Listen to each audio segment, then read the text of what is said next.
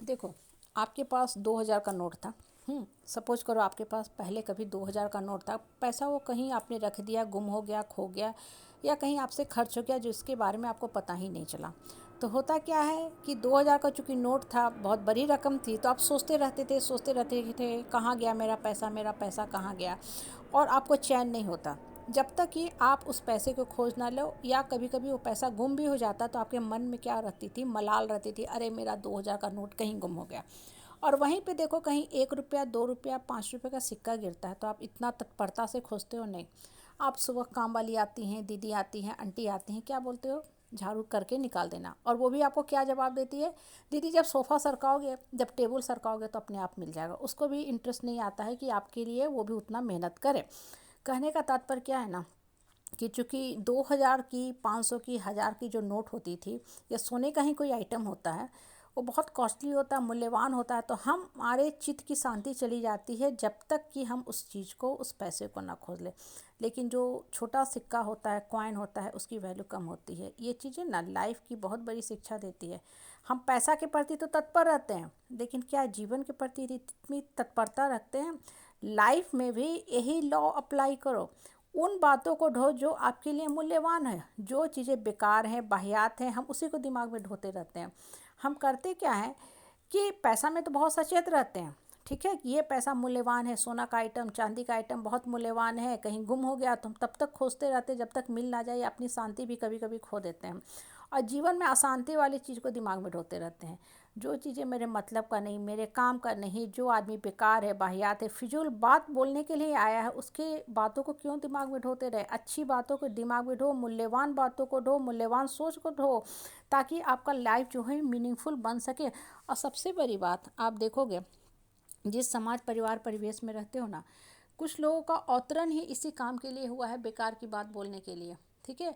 और उनकी बातें क्या होती है ना, दिमाग के फोरग्राउंड में हमेशा चलते भागते रहती है। तो वो बातें जो हुई ना, घटना 5 साल, 10 साल, 15 साल पहले भी हुई, लेकिन उसकी छापा जो होती है ना, चूँकि हम हमेशा चिंतन मंथन करते रहते हैं, तो दिमाग में जाके एक लंबा ड्रिल कर देती है।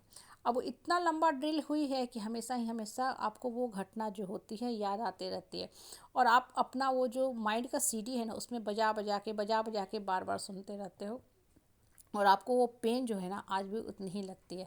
इसलिए देखो, हमेशा ना लोगों की बातें मत सुनो, मत सोचो, अपने मन की सुनो, अपने मन की करो। अपने मन में बैठे जो कृष्ण है ना, उनकी बात सुना करो कि क्या बताया जा रहा है। हम लोगों की बातों पे बहुत घंटों चिंतन मंथन करते हैं, ज्ञान की बातें सुनते हैं, उसको धीरे धीरे भूल जाते हैं। थोड़ा देर के लिए बड़ा अच्छा लगता है, कुछ घंटा इफेक्ट रहता है, लेकिन फिर से, चूँकि एक सामाजिक प्राणी है हम, हमें रहना समाज में ही है, और हमारे पास कोई ऐसा स्ट्रॉन्ग मैकेनिज्म नहीं है कि हम अपने माइंड के ऊपर उस चीज़ को अप्लाई कर सकें। तो लोगों की बातों के बहकावे में हम आ जाते हैं, भूल जाते हैं, और अपने जीवन की दशा को हम खराब करते जाते हैं। देखो, इसलिए लाइफ में ना, जो बेकार के जो लोग होते हैं ना, जिस समाज में रहते हैं, उनका काम ही है, सबसे पहले आप एक चीज़ मान लो, ये लोग ऐसे मानसिक रोगी हैं कि इनका इलाज डॉक्टर भी नहीं कर सकता है, ना कोई साइकोलॉजिस्ट कर सकता है, क्योंकि इनके अंदर की जो आत्मा की जो शक्ति होती है बिल्कुल ही शून्य होती है, बिल्कुल ही ख़त्म हो गई रहती है।